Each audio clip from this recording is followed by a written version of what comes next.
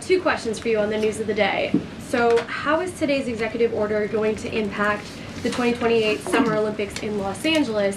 For example, would a man who thinks that he's a transgender woman be allowed to compete as a female on U.S. soil?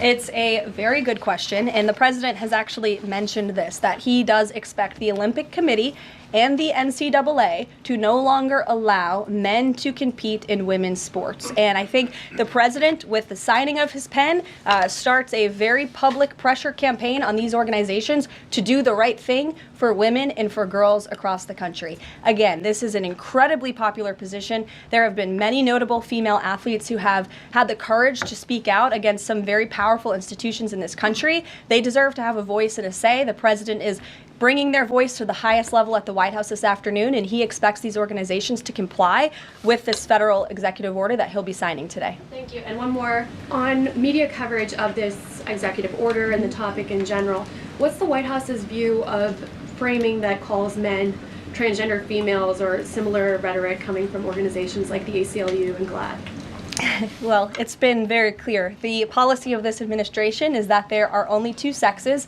male and female. Pretty simple. Brian Glenn. Yes. USAID has gotten a lot of attention in the last couple of days with some of these bizarre things that we've been, taxpayers have been funding. Now it looks like there are a couple media outlets that have been dragged into this conversation as far as USAID funding as well. Does the president have any comment on that? So upon coming out here to the briefing room, I was made aware of the funding from USAID to media outlets, including Politico, who I know has a seat in this room. And I can confirm that the more than $8 million taxpayer dollars that have gone to essentially subsidizing subscriptions to Politico on the American taxpayers' dime will no longer be happening. The DOJ team is working on canceling those payments now. Again, this is a whole of government effort to ensure that we are going line by line when it comes to the federal government's books. And this president and his team are making decisions across the board on, do these receipts serve the interests of the American people? Is this a good use of the American taxpayers' money? If it is not, that funding will no longer be sent abroad, and American taxpayers will see significant savings because of that effort.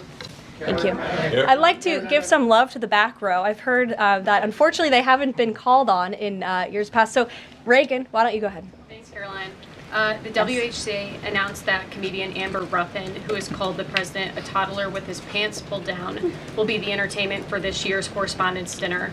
Does the White House have a reaction to this choice, and will the president be attending the dinner this year?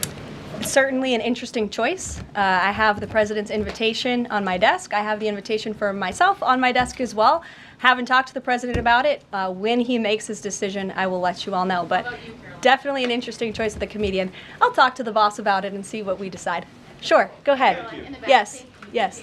On the executive order set to be signed today, you said that this will be enforced. Can you spell out for schools and the public how exactly the administration plans to enforce this, even at the local levels? And on top of that, there are human rights groups who say that this could expose kids to discrimination. What is your response to that? I think kids have already been exposed to discrimination, especially young women and girls who have been forced to shower in locker rooms with biological men, who have been forced to compete on playing fields with biological men, which is incredibly unfair and unsafe, and again, an incredibly unpopular policy with the American people. As for the actions that this executive order takes, I already laid those out at the beginning of the briefing. I'm happy to give you a copy of this fact sheet so you can let your audiences across the country know. What's your message to schools who don't comply with this? They should, because it's going to be federal law in about an hour and a half. So your colleague to your right, to my Thanks, left. Caroline. Yes. Taylor with Spectrum News. You talked a bit about DOJ. Elon Musk is currently a, quote, special government employee who also owns companies that have billions of dollars in federal contracts. You said earlier this week that he has abided by all applicable federal laws, but what steps is the Trump administration taking to address that conflict of interest? The president was already asked and answered this question this week, and he said if Elon Musk comes across a conflict of interest with the contracts and the funding that DOJ is overseeing, then Elon will excuse himself from those contracts. And he has, again, abided by all applicable laws. In the back left, go ahead.